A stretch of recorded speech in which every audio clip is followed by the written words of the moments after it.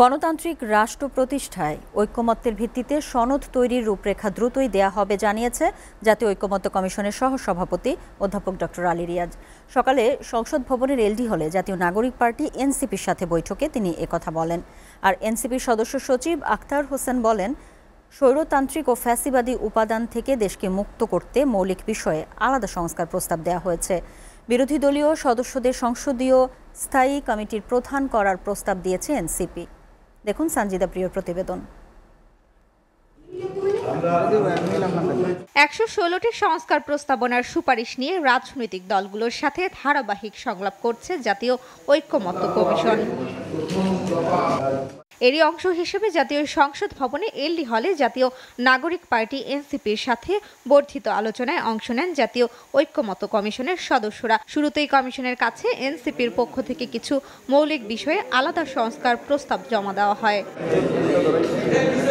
সংলাপের শুরুতে জাতীয় ঐকমত্য কমিশনের সহসভাপতি অধ্যাপক ডক্টর আলী রিয়াজ বলেন, জাতীয় সনদ তৈরির ক্ষেত্রে ভবিষ্যৎ বাংলাদেশের গণতান্ত্রিক পথরেখা তৈরি করতে হবে। ভবিষ্যতে বাংলাদেশের একটি গণতান্ত্রিক রাষ্ট্র প্রতিষ্ঠার একটা পথরেখা তৈরি করা, সেই প্রক্রিয়ায় আপনাদের এই মৌলিক সংস্কারের রূপরেখাগুলো আমাদের অবশ্যই সহযোগিতা করবে, অবশ্যই সাহায্য করবে। আমরা আশা করছি যে আজকের আলোচনার মধ্যে দিয়ে আরও অনেকটা পথ অগ্রসর হওয়া যাবে। এ সময় এনসিপির সদস্য সচিব বলেন, কেউ যেন অতীতের মতো ফ্যাসিবাদী শাসন কায়েম করতে না পারে, সেদিকে লক্ষ্য রেখে মৌলিক সংস্কারের মূল ভিত্তি প্রতিষ্ঠা করতে হবে।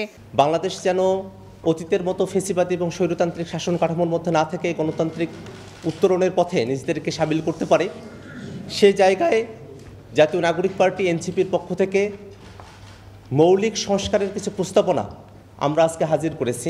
সাংবিধানিক যে পদগুলো আছে সেগুলোতে নিয়োগের ক্ষেত্রে দলীয়করণের বাইরে এসে কিভাবে জাতীয় স্বার্থকে আমরা প্রতিফলিত করতে পারি, একই সাথে মৌলিক বিষয়ে আলাদা প্রস্তাব নিয়ে কথা বলেন এনসিপির যুগ্ম আহ্বায়ক সরওয়ার তুষার। তিনি জানান, বিরোধী দলীয় সদস্যদের সংসদীয় স্থায়ী কমিটির প্রধান করার প্রস্তাব দেওয়া হয়েছে। সংসদের যে স্থায়ী কমিটিগুলো থাকে, এই স্থায়ী কমিটিগুলোর প্রধান হিসেবে আমরা বিরোধী দলের থেকে আমরা বলেছিলাম বিরোধী দলের সংসদ সদস্য থাকতে হবে। সংসদের নিম্নকক্ষে ১০০ জন নারী সংসদের প্রতিনিধিত্বের প্রস্তাব করেছে জাতীয় নাগরিক পার্টি। এদের সাথে প্রতিদ্বন্দ্বিতা করবেন এবং তার মধ্যে দিয়ে ১০০ জন নারী পার্লামেন্টে নিম্নকক্ষে যাবে সরাসরি ভোটে। সানজিদা প্রিয়, এসএ টিভি, ঢাকা।